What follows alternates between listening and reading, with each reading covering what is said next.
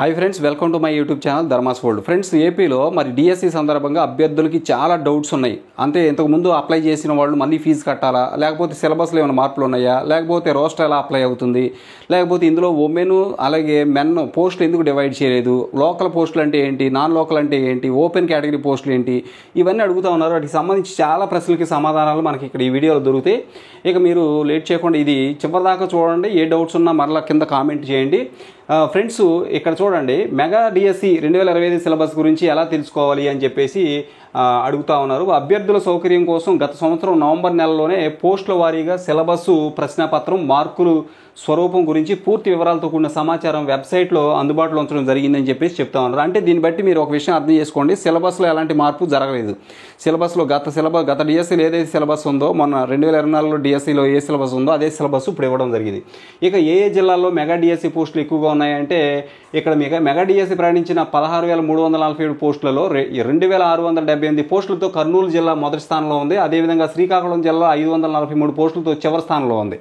ఇక శ్రీకాకుళం ఏమో పోస్టుల సంఖ్యలో తక్కువ ఉంది, కర్నూలు జిల్లాలో పోస్టుల సంఖ్య ఎక్కువగా ఉన్నాయని చెప్పేసి తెలుస్తూ ఉంది. ఇకపోతే ఇక్కడ గమనించాల్సిన గురించి, అభ్యర్థులు తమకు ఎదురయ్యే సమస్యల గురించి ఎవరిని సంప్రదించాలి అని చెప్పేసి, ఏదైనా డౌట్ ఉంటే అప్లికేషన్ సమయంలో కానీ, లేకపోతే హాల్ టికెట్స్ వచ్చి ఎగ్జామ్ రాసి రిజల్ట్ వచ్చి సెలక్షన్ అయ్యేంత వరకు మీకు ఏ డౌట్ ఉన్నా కానీ ఎవరిని సంప్రదించాలి అని చెప్పేసి అడుగుతూ ఉన్నారు. ఇక్కడ గమనించండి, మెగా డిఎస్సిలో దరఖాస్తు చేయడం, హాల్ టికెట్, పరీక్షా కేంద్రాలు తదితరాల గురించి సహాయం కోసం రాష్ట్ర కార్యాలయంలో ఏర్పాటు చేసిన సహాయ కేంద్రానికి ఫోన్ చేసి సమాచారం పొందొచ్చు. ఫోన్ నెంబర్లు ఇన్ఫర్మేషన్ బులెటిన్లో ఇవ్వబడ్డాయని చెప్పి చెప్తున్నారు. మనకి వెబ్సైట్లో కింద డౌన్లో బాటంలో ఫోన్ నెంబర్లు చాలా చక్కగా ఉన్నాయి, మీరు అవి చూసుకోవచ్చు. ఇకపోతే ఇంకొక ముఖ్యమైన విషయం, మెగా డిఎస్సీలో స్పోర్ట్స్ కోటా ఎలా అమలు చేస్తారని చెప్పేసి అడుగుతూ ఉన్నారు. ఇక్కడ చూడండి, మెగా డిఎస్సీలో స్పోర్ట్స్ కోటా ఎలా అమలు చేస్తారంటే, ప్రభుత్వ ఉత్తర్వుల సంఖ్య అంటే పలానా డేట్ ఒకటి ఇవ్వడం జరిగింది. ఈ డేట్ మేరకు రాష్ట్ర ప్రభుత్వ నియమావళిని అనుసరించి అభ్యర్థుల అర్హతల మేరకు 3% స్పోర్ట్స్ కోటా, అంటే స్పోర్ట్స్ కోటా కూడా ఉంది, అది 3% ఉంటుంది. 3% స్పోర్ట్స్ కోటా అమలు చేసి ఉద్యోగాలను భర్తీ చేస్తారని చెప్పేసి తెలుస్తూ ఉంది. స్పోర్ట్స్ కోటాకి 3% అనేది ఇప్పుడు అప్లై చేస్తూ ఉన్నారన్నమాట. ఇంకొక ముఖ్యమైన విషయం ఏంటంటే, ఇక్కడ గమనించండి ఒకసారి. ఇక్కడ చూస్తుంది, మెగా డిఎస్సికి వయో పరిమితి గురించి ఆల్రెడీ మనం చెప్పడం జరిగింది. అదే విషయాన్ని ఇక్కడ క్లారిటీగా చెప్తున్నారు. 1/7/2024 నాటికి 18 సంవత్సరాల కన్నా తక్కువ, 44 సంవత్సరాల కన్నా ఎక్కువ ఉండరాదు. అంటే డిఎస్సికి అప్లై చేసే వాళ్ళ గురించి చెప్తున్నారు. 18 సంవత్సరాల కంటే తక్కువ ఉండకూడదు, 44 సంవత్సరాల కంటే ఎక్కువ ఉండకూడదు అని చెప్పి చెప్తున్నారు. రిజర్వ్డ్ కేటగిరీ అభ్యర్థుల గరిష్ట వయో పరిమితి 49. రిజర్వ్డ్ కేటగిరీ ఎస్సీ, ఎస్టీ అలాగే ఉమెన్ కేటగిరీ వాళ్ళు ఎవరైతే ఉన్నారో, అంటే పిహెచ్ కేటగిరీ వాళ్ళు వీళ్ళంతా ఉన్నారు కదా, వాళ్ళకి SC, ST, BC, SC, ST వాళ్ళకి రిజర్వ్డ్ కేటగిరీ అంటే ఎస్సీ, ఎస్టీ అనమాట, వాళ్ళకి 49 సంవత్సరాల వరకు ఉంటుంది. ఇక దివ్యాంగులకు గరిష్ట వయస్సు 54 సంవత్సరాలు ఉంటుంది. ఎక్స్ సర్వీస్ మెన్ విభాగంలో నిబంధనలు అనుసరించి వయోపరిమితులు సడలింపులు ఉంటాయి. Okay, ex service.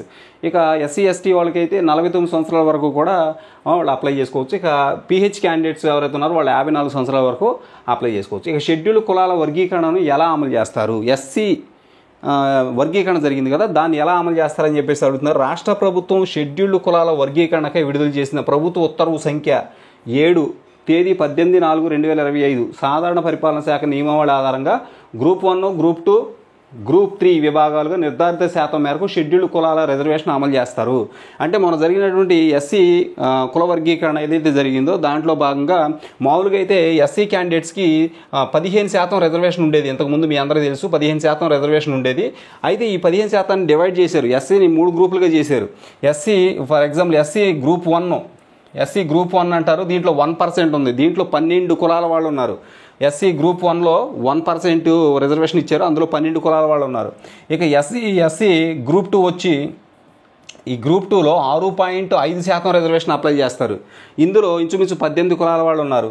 ఇక ఎస్సీ గ్రూప్ 3 ఉంది, ఎస్సీ గ్రూప్ 3, ఈ గ్రూప్ 3లో 7.5% రిజర్వేషన్ అమలు చేస్తారు, ఇందులో ఇంచుమించు 29 కులాలు ఉన్నాయి. ఓకే, అవన్నీ మళ్ళీ నేను వేరే వీడియోలో క్లారిటీగా చెప్తాను. ఇది రిజర్వేషన్.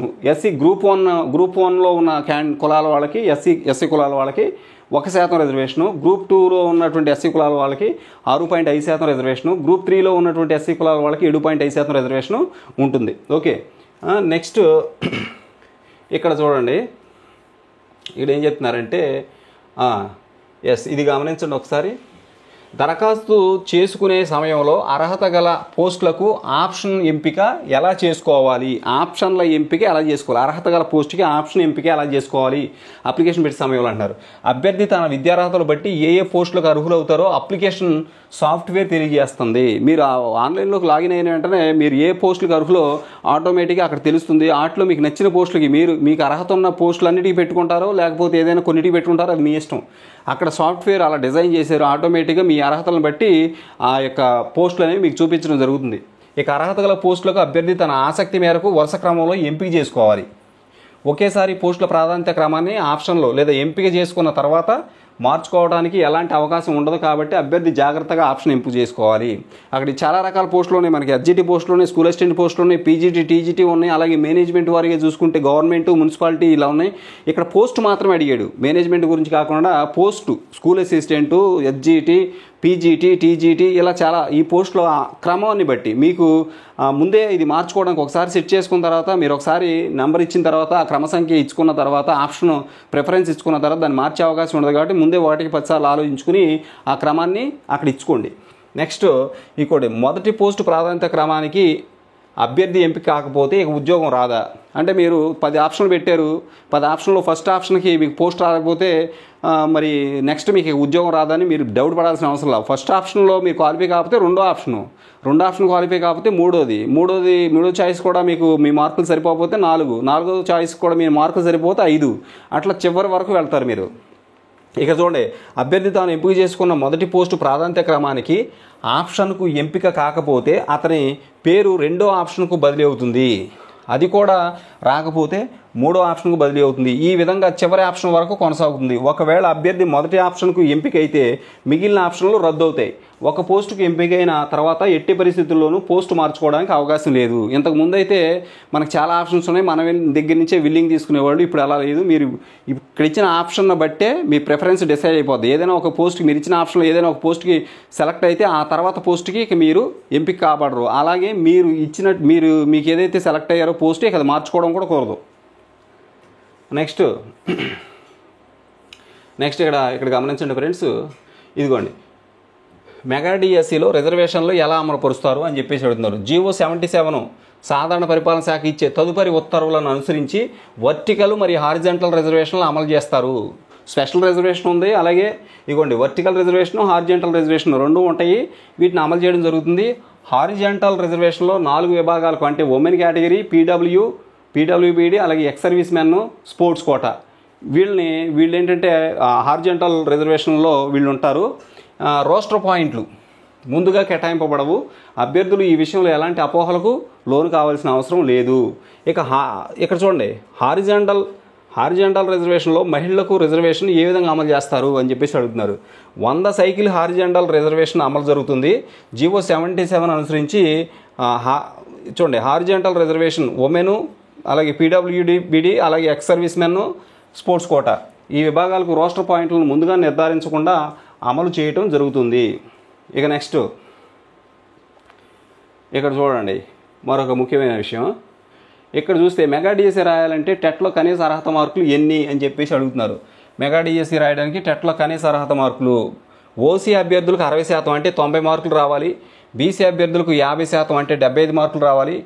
ఎస్సీ ఎస్టీ వికలాంగ అభ్యర్థులకు 40% అంటే 60 మార్కులు కనీస అర్హత మార్కులుగా పొందాల్సి ఉంటుంది.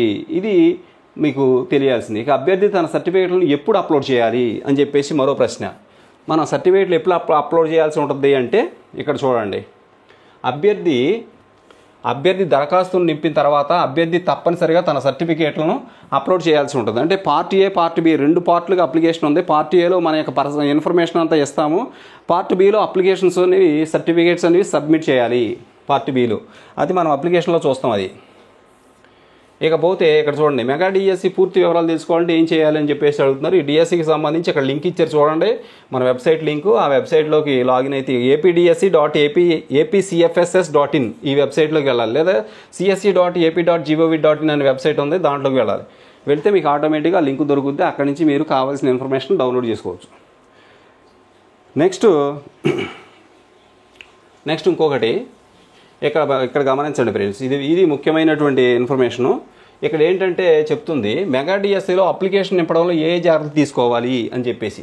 మెగా డిఎస్సి అప్లికేషన్లో 3 విభాగాలు ఉంటాయి. మొదటి విభాగంలో వ్యక్తిగత సమాచారం, రెండో విభాగంలో విద్యార్హతలు, అర్హత కలిగిన పోస్టుకు వివరాలు, మూడవ విభాగంలో ఫీజు చెల్లింపు వివరాలు ఉంటాయి. 1, 2 విభాగాల్లోని అంశాలను అభ్యర్థి ఎన్నిసార్లైనా ఎడిట్ చేసుకోవచ్చు. దరఖాస్తు ఫారంలోని వివరాలను క్షుణ్ణంగా పరిశీలించుకున్న తర్వాత మాత్రమే సబ్మిట్ చేయాల్సి ఉంటుంది. 3 విభాగాల్లోని వివరాలను నింపిన తర్వాత అర్హత కలిగిన మరియు ఎంపిక చేసుకున్న పోస్టులను బట్టి ఒక్కో పోస్టుకు 750 రూపాయల చొప్పున ఫీజు చెల్లించాల్సి ఉంటుంది.